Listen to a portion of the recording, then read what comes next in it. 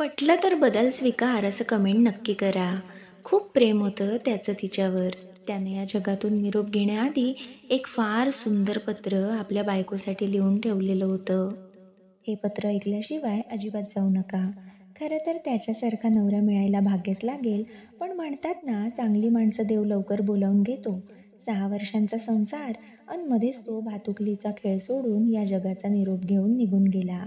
आजचा व्हिडिओ शेवटपर्यंत नक्की बघा आणि ही माहिती इतर स्त्रियांपर्यंत नक्की पोहोचवा. खरं तर या शास्त्राने, समाजाने सगळ्या रूढी, परंपरा, भेदभाव, उपास-तापास सगळं काही फक्त एका बाईसाठी बनवलेलं आहे. आधीच्या शास्त्रांनी घातलेले अनेक नियम हे स्त्रीवर वर्चस्व गाजवण्यासाठी आणि तिची पिळवणूक करण्यासाठीच होते. आणि जर तुम्ही ते आजच्या काळातही आंधळेपणाने पाळत असाल ना, तर लक्षात ठेवा, तुम्ही अजूनही त्या गुलामगिरीच्या साखळदंडात स्वतःला पुरेपूर अडकवून ठेवत आहात. आजच्या काळात सजणं हे केवळ सौंदर्य नसून स्वतःचं कवच आहे असं समजा. एकटी फिकी दिसणारी, गळा रिकामा असणारी स्त्री समाजाला चान्स मारायला अवेलेबल आहे असंच वाटत असतं. दुनिया कितीही चंद्रावर पोहोचलेली असली तरीही जुने, बुरसटलेले आणि कीड लागलेले या समाजाचे विचार आणि नजरा अजूनही बदललेल्या नाहीत. आज लग्नानंतर एखादी तरुण स्त्री जर विधवा झाली तर ती खुश राहते, सगळा शृंगार करते, चांगले कपडे घालते, आनंदी राहते, हे समाजाला, लोकांना अजूनही पटत नाही.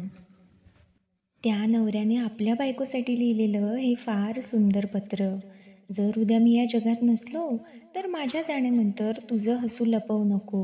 मी नसतानाही तुझ्या केसात गजरा असू दे, हातात हिरवा चुडा असू दे. तुझा हा शृंगार तुला समाजाच्या वाईट नजरेपासून वाचवेल. हे माझं सांगणं कायम लक्षात ठेव. मी नसतानाही तुझ्या कपाळावरचं कुंकू तुझं रक्षण करणार. कुणीही तुझ्या कमकुवतपणाचा फायदा घेऊ शकणार नाही. कारण तुझं सौंदर्य फक्त माझ्यासाठी नव्हतं, ते तुझ्या सन्मानाचं कवच आहे. मी नसतानाही तुझ्या गळ्यात मंगळसूत्र आणि पायात जोडवे नेहमी असू देत. मी नसलो म्हणून काय झालं? तुझा साज शृंगार तू करत राहा. तुझं सौंदर्य खुलवत राहा आणि आयुष्य सुखाने समाधानाने जगत राहा. मी तुला नेहमीच खुललेली, सजलेली पाहिलं आहे. माझ्या आठवणी तुझ्या रंगीत साड्यात, चुड्यांच्या आवाजात जिवंत राहू देत. काळ्या कपड्यांच्या शोकात नाही. सजणं हे केवळ तुझं स्त्रीत्व नाही, तर तुझा हक्क आहे. कुणाच्या भीतीने तो कधीही सोडू नको. माझं बोलणं लक्षात ठेव. माझ्या प्रिय सखींनो, आज तुम्हाला इतका संदेश द्यायचा आहे, की जर तुमच्या आजूबाजूला कोणी अशी स्त्री असेल, तर तिला हा व्हिडिओ नक्की शेअर करा. आपला जोडीदार आता आपल्यासोबत नाही, ही भावना फार बोचणारी असते हो. पण तरीही त्याच्या नावाचा सगळा साज तुम्हाला आजच्या या वाईट काळात खूप मदत करू शकतो. साज शृंगार हा आत्मसन्मानाचा घोष आहे. मी अजूनही महत्त्वाची आहे हे दाखवण्याचं साधन आहे. तुम्हाला यामुळे मानसिक बळ मिळतं. सुंदर कपडे, गजरा, बांगड्या, काजळ हे मनाला सकारात्मक ऊर्जा देतात. दुःखातून बाहेर काढतात. तू आयुष्याशी अजून लढते आहेस. तू पराभूत नाहीस.